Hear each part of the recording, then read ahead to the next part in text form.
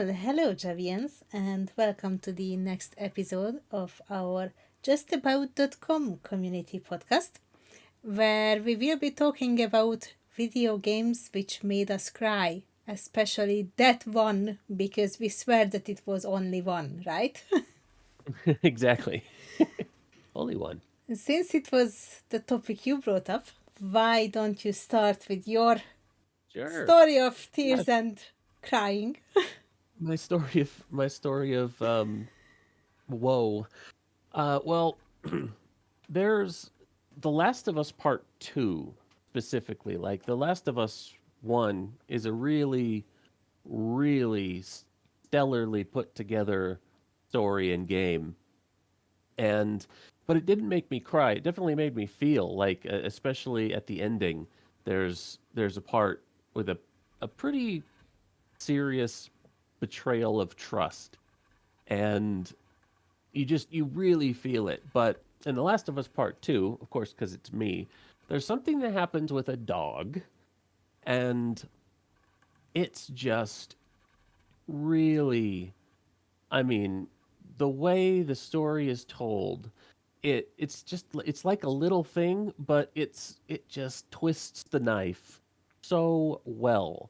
And I think it's because games have this really unique attribute, as far as media you can consume, and it's that they give you the agency in your entertainment. Even if it's a scripted event, you still push the buttons to make things happen. You've got the literal controls, and so you possess a level of culpability for the things you do, or the things even the characters do under your control. Um, and you've got a vested interest in what happens because you're trying to progress in the game that you spent money on. So you develop an interest in the game's cast, and basically, The Last of Us Part 2, big spoilers for The Last of Us Part 2, by the way. And before we get into comment corner, I'll read off the ones that have some spoilers as well before I read them. In The Last of Us Part 2, it's split up between two parallel campaigns, basically, between Ellie and Abby. The first roughly half of the game, you're playing as one of the protagonists from the first game, Ellie, and she's basically on a mission to kill Abby for reasons we don't have to go into specifically.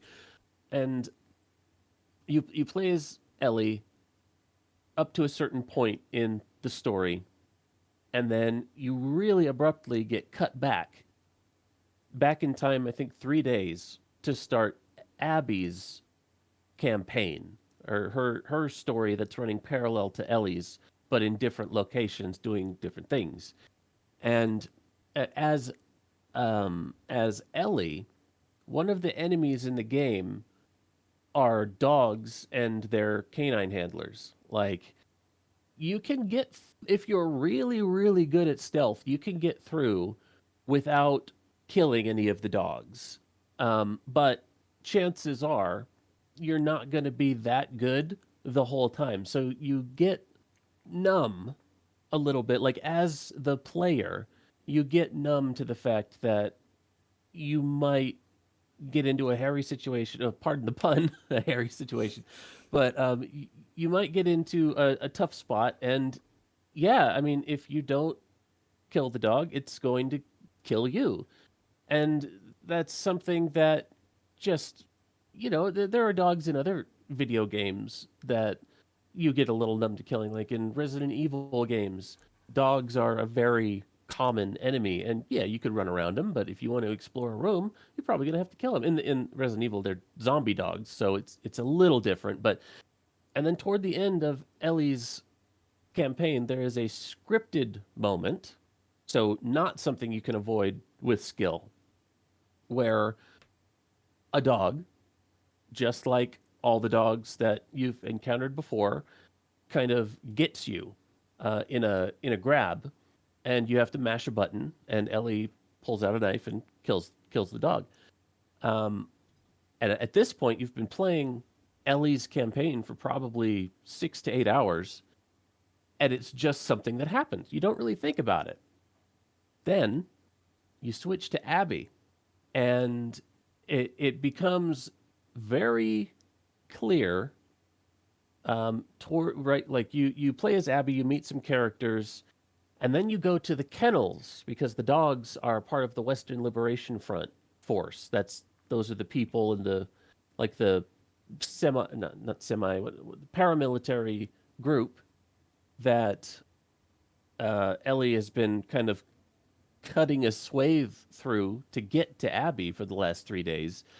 Those are the like combat dogs, the dogs and the people who handle the dogs. And so you get to a kennel and you start playing fetch with one of the dogs. Well, you can, you don't have to, but you if you're exploring, you start playing fetch with one of the dogs, and it's just a dog. It's just a real sweet dog. His name is Bear, and I started as I was playing fetch with Bear, I started to realize, oh, I think I know what this game is gonna do. I think this game is gonna introduce a really prominent dog, and that's gonna be the one that I was forced to stab at the end of Ellie's run and didn't even think twice about it. And it's not Bear because you play fetch with Bear for however long you want, and then you move on. And right before you deploy on your mission as Abby, you're assigned Alice. Well, you're not. Another character, Mel, is the canine handler for the team you're on, and Alice is so well animated, and like they get the behaviors so perfectly, just not just as a dog but as a trained combat canine unit. Like I don't you I think you said that Badger used to train dogs, so maybe you've seen some some of the really intricate training, maybe even like military training. So one of the things they do is they constantly are looking at their handler. They're not necessarily just like following him around or uh, like running around. They stick really closely to their handler and they look up at what the handler is focused on and engaged on, waiting for commands. And also, kind of, dogs are one of the only animals that look at they understand alternate perspective. Like if you are standing to the left of a log and you point down to a toy behind a log and the dog is on the other side of the log, they understand that you're actually indicating there's something behind an area they can't see. So it's really interesting that dogs are one of the only kinds of animals who understand alternate perspective. But anyway, the the dog's name is Alice, and she's assigned to Mel. And when you see Alice, just the AI of Alice is awesome, and it just brings that dog to life. And after just a little bit uh, of gameplay, there's another scripted scene as Abby, where Abby gets pinned under something, and she's about to get got by one of the zombie deals. I think it was just a regular zombie. Oh no, you know what? It's a clicker, which is like the hardened older type zombie. So they're way more dangerous, way tougher, and she's about to get killed by a clicker, and Alice just blasts onto the scene and not just rips the clicker away from her, but actually kills it, which is something that, as a player of this game for the last 8 to 10 hours at this point, you're like, oh, wow. Yeah, clickers are no joke. And that dog just killed one to save my life. And it was then that I was just like, this is the one. This is the one that you kill as Ellie, like it's nothing in a cutscene. And one of the when you play as Ellie, there's actually a voice line after you kill the dog, and she just says "stupid dog," and yeah, just I think cry isn't quite accurate, um, but I was devastated. I don't think I've actually technically ever cried, like a tear shed for a video game, but this was the hardest I've felt like anything that a video game has ever tried to make me feel, and it's such a devastatingly effective bit of storytelling and a usage of that agency that gaming gives you. Like, yeah, you killed this dog, and you had to, like, there was no, if you wanted to continue playing the other half of this game you bought for $60, you had to do it. You're not getting past this part. It's scripted. It's a button mashing sequence, but you did it, and here's the dog. What? Look upon your works, fool. this this is your fault. um really effective, and I it ruined my day. Like, it when Alice was introduced, my day was effing ruined. Probably what makes it really emotional Go is ahead, that sorry.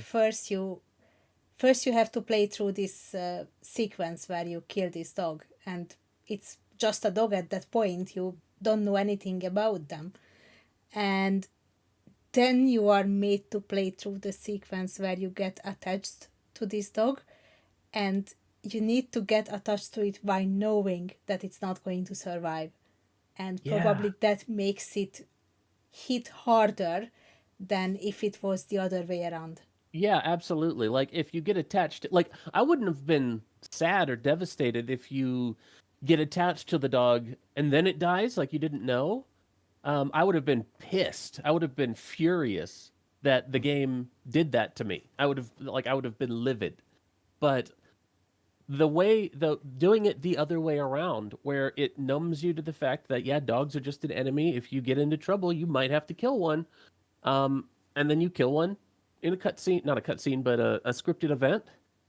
Okay, well, that's just another enemy dispatched. I don't enjoy doing stuff like this, but it had to be done. And then, yeah, but guess what? That dog had a personality and was very sweet and was heroic, even. Yeah, and it was devastating instead of infuriating.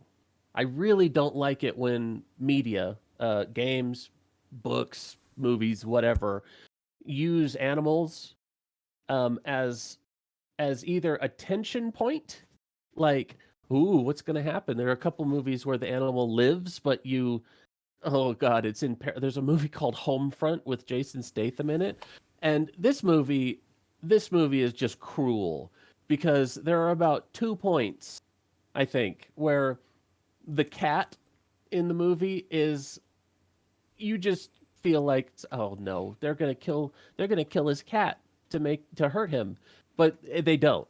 And so it's just like, oh, we're gonna kill the cat. We're gonna kill the cat. No, we're not. No, we're not. The cat's fine. The cat's fine. I really hate it in media when animals are used just as almost artificial tension point. But doing it this way, The Last of Us, The Last of Us, Last of Us Part Two are incredible, stellar examples, just exemplar storytelling. Incredible. Like, I never thought that. Oh, well, like you said, the knowing the dog doesn't live, but the characters in the game not knowing that, like you just being the player character, and you have to just go on.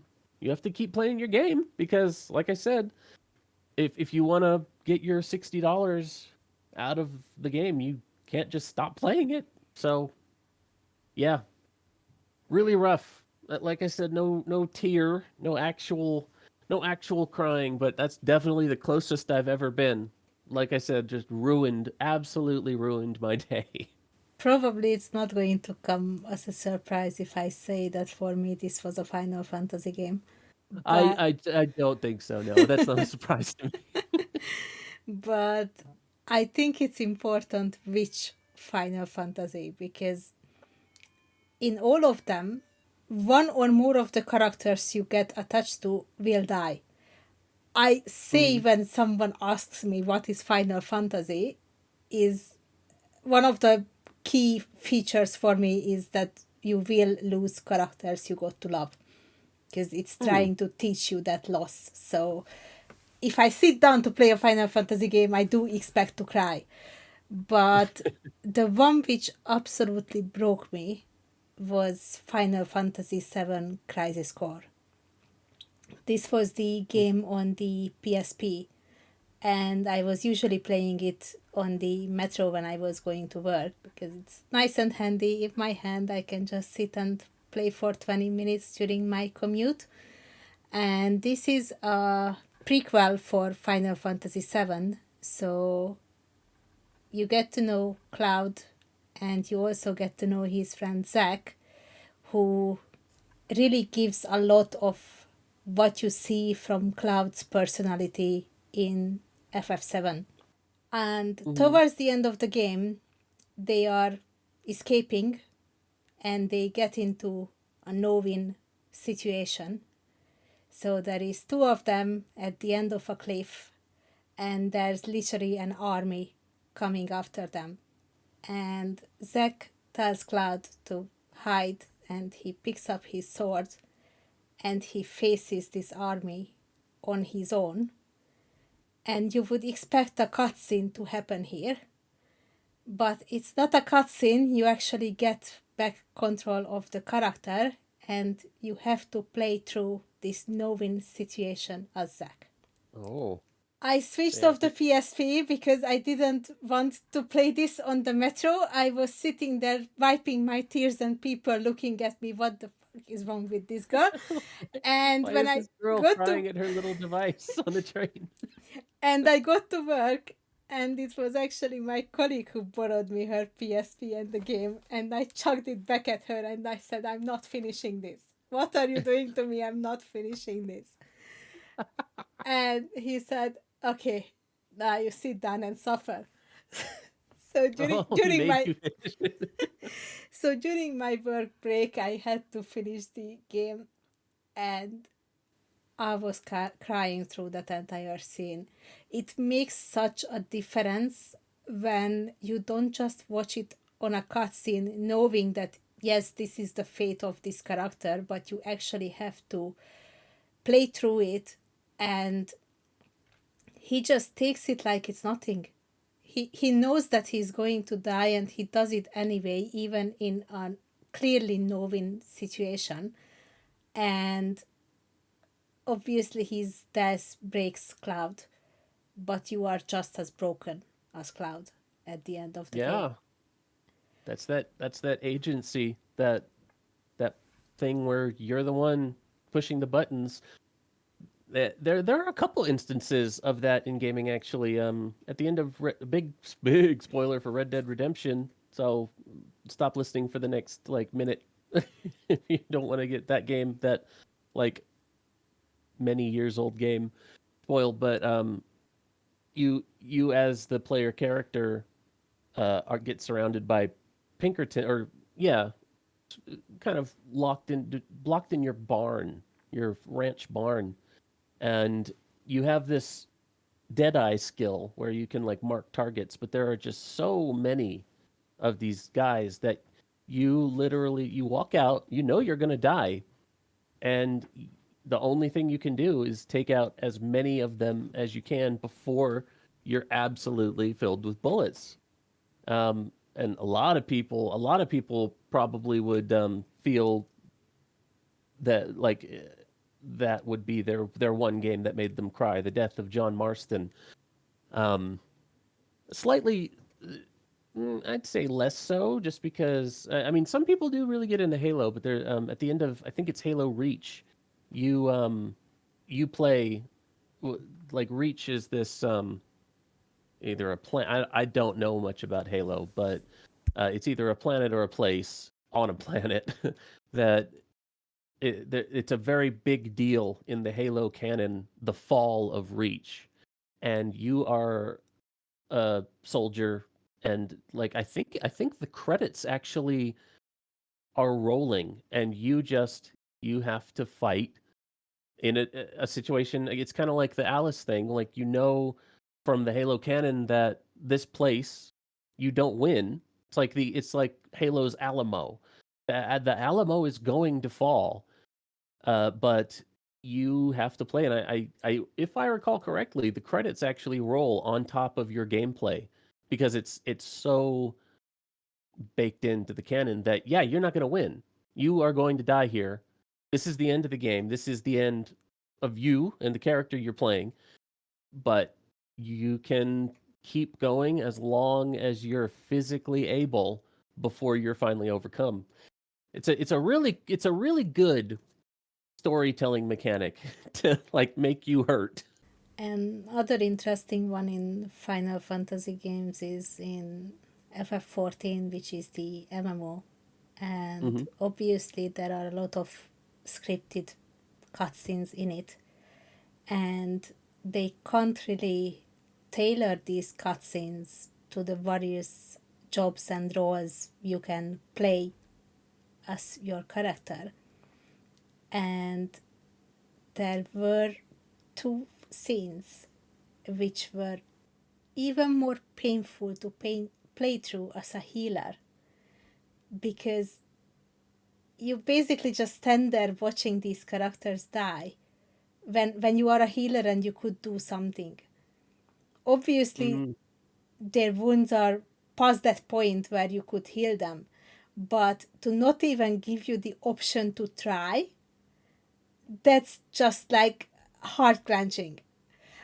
They did actually change one of the cutscenes a little bit when they introduced this system where you can take NPCs with you into the dungeons instead of players.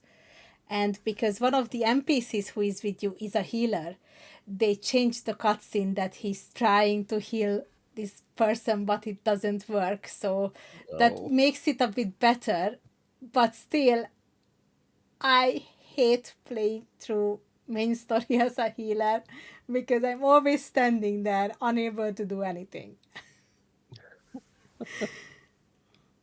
that's uh, that's kind of it's almost like a lot of there are a lot of instances in games, a lot of horror games where something horrible is happening on the other side of glass, and you're like, if only this door were unlocked, I could get in there and maybe intervene on this thing that's happening to an NPC on the other side of this window, just an area that you can't quite get to at the moment. Um, yeah, uh, another thing where it's like just blocking you, like you're a healer and you can't intervene on this character's behalf. There is another Final Fantasy which deserves a special mention, I think. Because Can I guess it? Because I think I might know. try. Is it the death of Aerith? No. No, really? Okay. Again, surprising me. You're surprised. You're Yes, full of. but since you mentioned it, I think that one is scripted so much that you know that you can't really avoid it. So Right. it's, Yeah, it's a cutscene that happens. yeah. And this one is FF15, which a lot of people don't like, and a lot of people like very much. 15 is the one with the guy, the prince that's on a bachelor party road trip, right? Yes, yes. Okay. So the I've whole I've game starts discovered a as new a, recipe. yes, that's the one. So the whole Okay. whole game starts as a happy boy band on a road trip in a fancy car. Then you get the news from home that the city is under attack and the king didn't survive that attack. So that's already one hit or And stab. the king is the father of the one of the characters, right? The Yes. like he's a prince or something. Yeah, the main character is a prince, and we Okay. start pretty much at one of the first chapters with this news, but you still carry on, and the game still has that hope because you are on the way to meet his fiance, who has a much bigger role in the background than just being a random girl. But by the time you get to the town where she is, things happen so fast that we get to that point where she has to fulfill her destiny and she dies helping us. Oh no. So they didn't even get to really speak to each other. It was just a fight scene. They haven't seen each other since they were children. And clearly, there are feelings between them from their childhood. So it's not just an arranged marriage between two kingdoms. There Mm-hmm. are feelings behind, but we don't see them voiced in the game because the characters are not given a chance. So I was sitting there crying that thank you for reminding me that I'm playing a Final Fantasy game because this happy boy band almost made me forget that. And to I give discovered a you new recipe.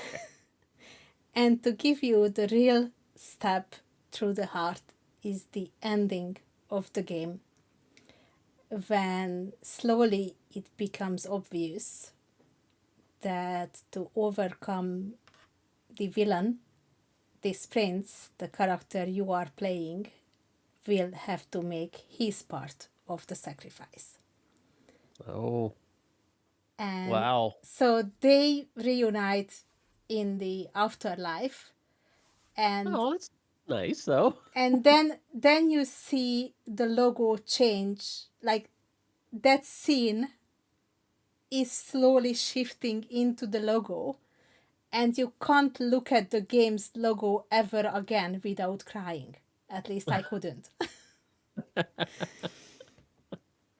Oh, And I that's think a lot of people hate this part of the game because they don't understand it. Like it's devastating to play a character and then that character doesn't survive. And also mm-hmm. before that you didn't even get that confirmation of the feelings between him and his love interest. So it's really a huge roller coaster of emotions. Yeah. Sounds like Final Fantasy games really just want you to hurt. Yeah, some some pretty savage but stellar art direction to tie that with the logo too. and it just really makes you realize those situations that everything has its price. Yeah. Yeah, that's good. That Final Fantasy is I mean obviously an extremely long-running series.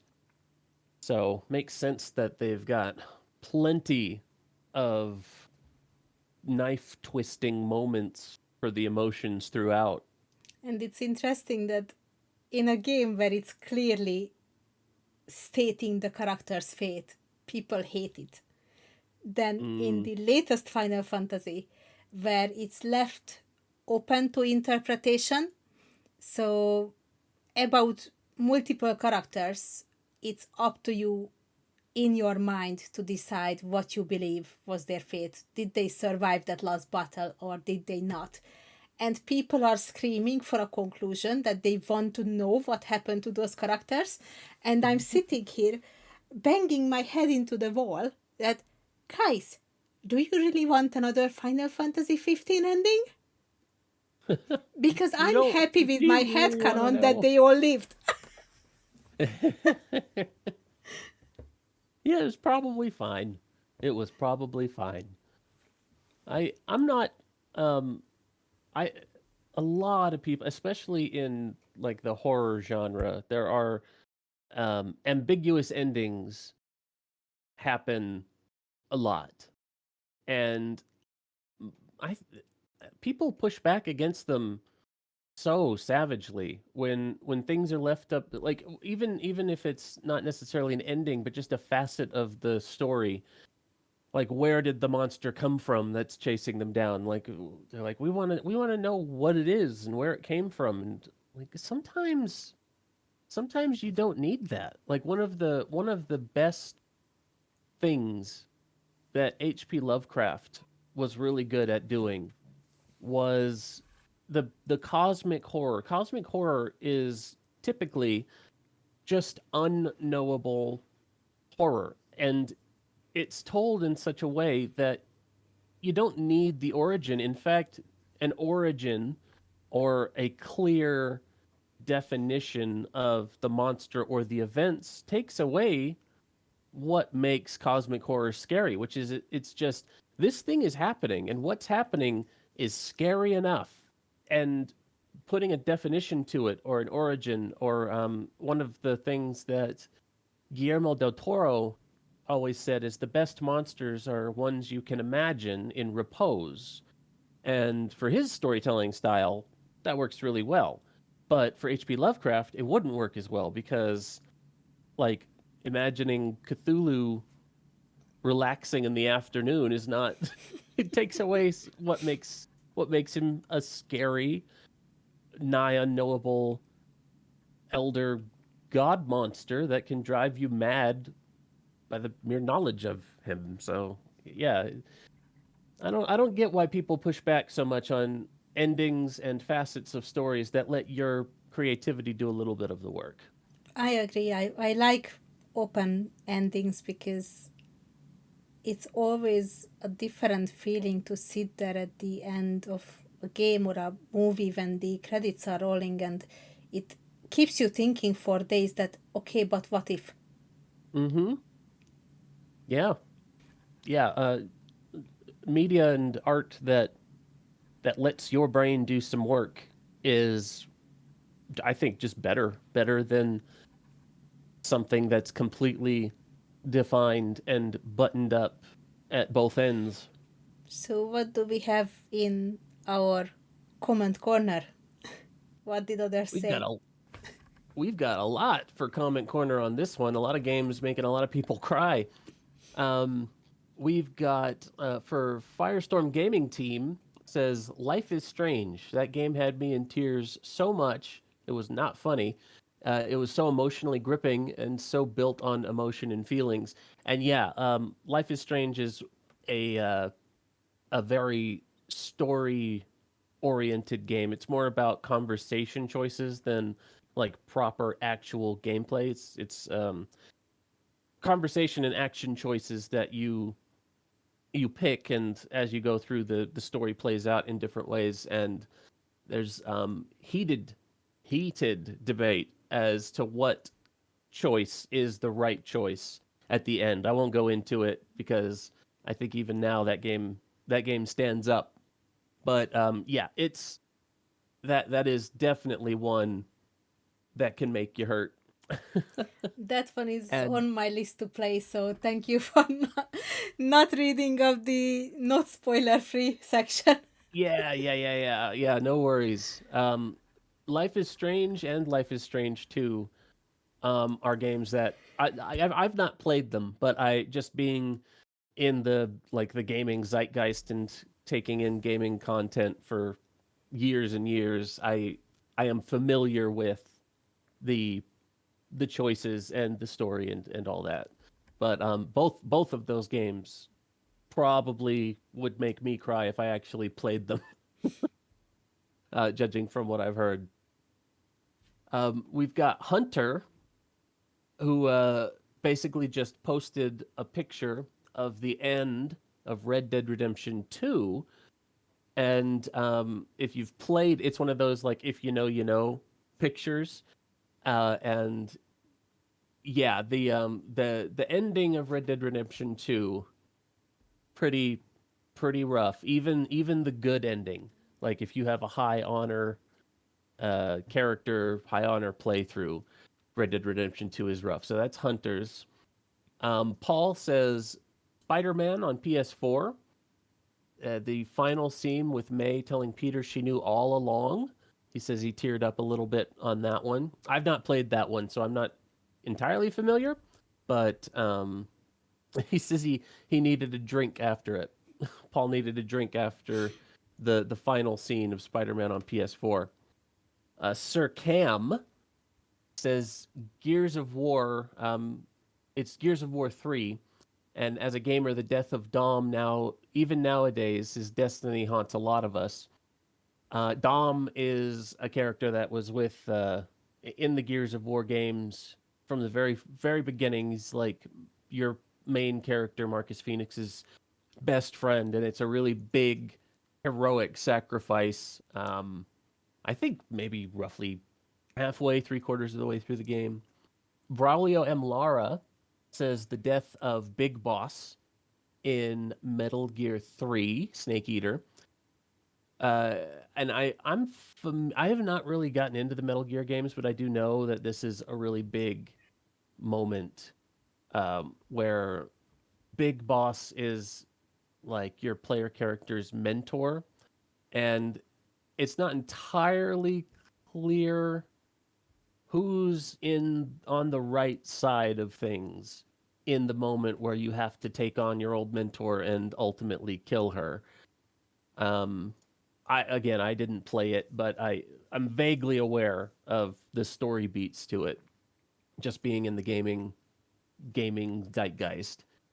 And Andy Rice says Outer Wild and its DLC. Can't talk too much because I'll be extremely guilty to other players if I spoil the content, which is totally fair enough. I don't know anything about Outer Wilds or its DLC, but Boomer actually chimed in on this one and said Outer Wilds got him too. And finally, Commander A9 says Halo 3, the death of Sergeant Avery Johnson. Now, I I'm going to Google it real quick cuz I think I know who Avery Johnson is. Um I think yeah. He's like a really hardcore NPC just NPC um in from I believe the beginning of the games 1, 2, and obviously 3. I don't know the situation around his death though.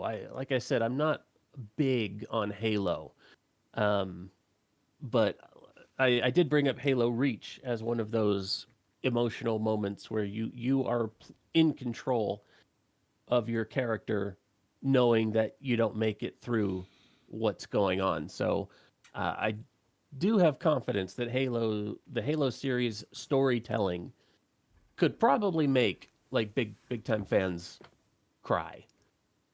And that's comment corner. We got a lot of them for comment corner this time around. It's clearly a topic which a lot of people had something to say about. And Yeah. probably one interesting question would be, would you replay that game which made you cry? Well, I mean, I am going to be replaying the game that made me cry on March 1st for a charity stream. But you mean like a question to the other people who chipped in on the thread? Yeah, it would be interesting question for everyone because I know Yeah. that I've been struggling with a few. So Crisis Core came out on PS4 and PS5 as a remaster of the PSP game, and I've been putting off playing it because I know what's waiting for me. So you've only played the Crisis Core one time, and it was that time on the PSP. Yes. Mm. Well, I've played through The Last of Us Part Two a couple times. Like I'm pretty familiar with the game. Um, so I mean the answer for me is yeah.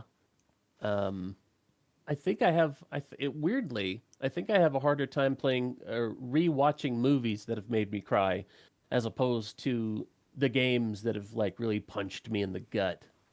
That would be an interesting conversation for another day. Which movies made you cry? There's a few movies. Only the one game that really just ripped me apart. But yeah, definitely a few movies on that list. We could mark it down for the future. Sounds like we do have topics for another year coming. Oh yeah.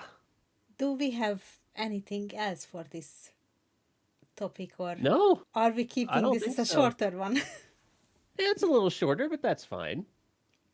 With just two people, that's That's not true. that. It would have been Yeah. interesting to get our Eve players on this conversation if they had anything in Eve Online which made them cry. I don't think so because it's not that type of the game, but probably there would have been some surprising stories.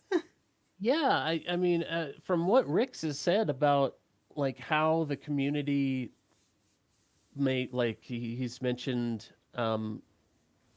the traditions of mourning, like when they lose someone in their community. I bet there are a couple like not necessarily because of the game, but like things that orbit the game, personal inside the community that probably jerked a few tears out of a lot of people. Just like the game being the backdrop for the event rather than the cause. But yeah, yeah, I bet Rick's has a bunch of stories for God, how long has he been playing Eve? Like 20 years? Yeah, pretty much since the beginning. Yeah. That's it. That's it from me. That's it for Comment Corner.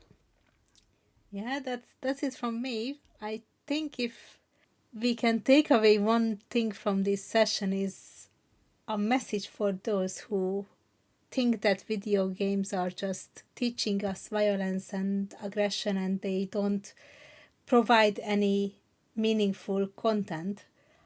I think all Yeah. of these games which made us cry, they also had something meaningful to teach us. So maybe Y- people who are The that much against video games should reevaluate their stance on it. agreed. The people who say video games aren't art have not played The Last of Us.